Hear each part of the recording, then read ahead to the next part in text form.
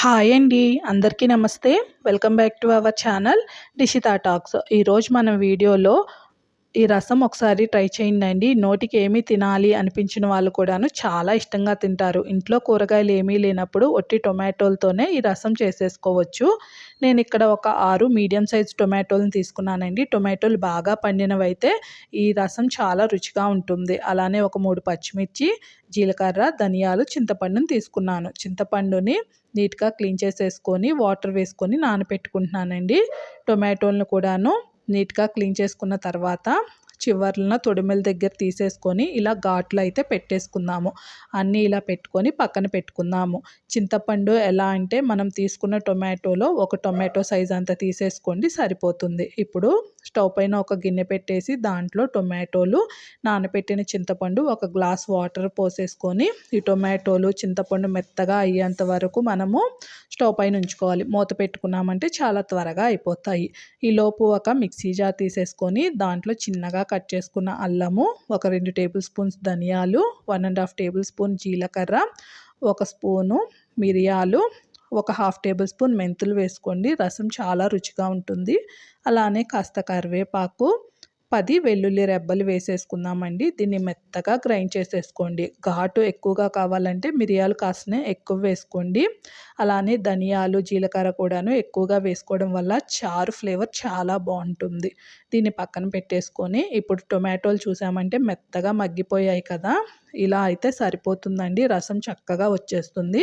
Stove off చేసేసుకొని ఒక స్మాషర్ని కానీ పప్పు గుత్తిని తీసుకొని ముందుగా ఇలా మెతిపేసుకున్నాము అంటే చక్కగా రసం అనేది బయటకు వచ్చేస్తుంది. ఇప్పుడు దీంట్లో చల్లారడానికి ఒక గ్లాస్ వాటర్ పోసేసుకొని చేతితో దీన్ని పిసుకుతూ దీనిలోని రసం మొత్తం తీసేసుకుందాము. ఇలా చేయడం వల్ల చింతపండు అలానే టొమాటోని రసం మొత్తం బయటకు వచ్చేస్తుంది. అలానే దాని పీల్ కూడాను మనం చేతికి అందినంత వరకు బయటికి తీసేసుకోవచ్చు. ఇప్పుడు మరొకసారి స్టవ్ పైన పెట్టేసుకొని దీంట్లో హాఫ్ టేబుల్ స్పూన్ పసుపు, 4-5 పచ్చిమిర్చి చీలికలు, ఒక స్పూను రాళ్ళ ఉప్పు ఉంటుంది కదా, అది వేసేసుకుందాము. ఇది ఇలా మరుగుతున్నప్పుడు కొంచెం బెల్లం వేయండి. టేస్ట్ చాలా బాగుంటుంది. మీకు నచ్చకపోతే స్కిప్ చేసేసుకోవచ్చు. అలానే ఇలా మరుగుతూ ఉన్నప్పుడే మనం గ్రైండ్ చేసుకొని ఉంచుకున్న పొడి కూడాను వేసేసుకొని ఇలా కలుపుకుందామండి. ఈ పొడి వేయడం వల్ల ఈ టొమాటో రసానికి మంచి రుచితో పాటు ఫ్లేవర్ కూడాను వస్తుంది. ఎంత దూరం అయినా వెళ్ళిపోతుందండి ఈ వాసన, అంత బాగుంటుంది. అలానే దీంట్లో కట్ చేసిన కొత్తిమీర కూడాను వేసేస్తున్నాను. ఈ చారు ఎప్పటి వరకు మరగాలి అంటే మనం వేసిన పచ్చిమిర్చి ఉంటుంది కదా, అది మెత్తగా అయ్యేంత వరకు మరిగితే మనకి చారు అనేది రెడీగా ఉన్నట్లేనండి.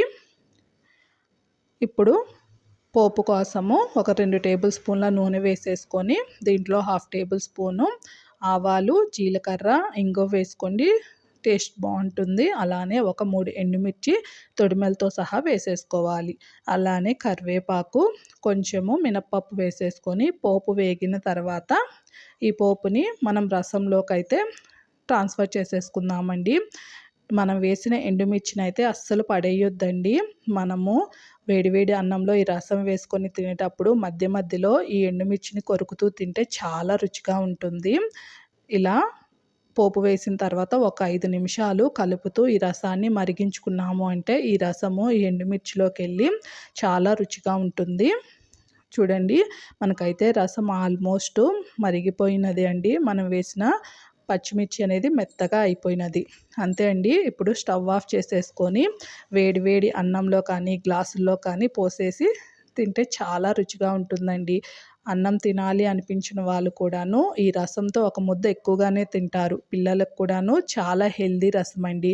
ఇది 4 రోజుల వరకు కూడాను మనం స్టోర్ చేసేసుకోవచ్చు. ఇలా మరిగిన రసాన్ని ఒక చిన్న గిన్నెలోకి తీసుకొని కావాల్సినప్పుడు వేడి చేసుకొని తిన్నాము అంటే బాగుంటుంది.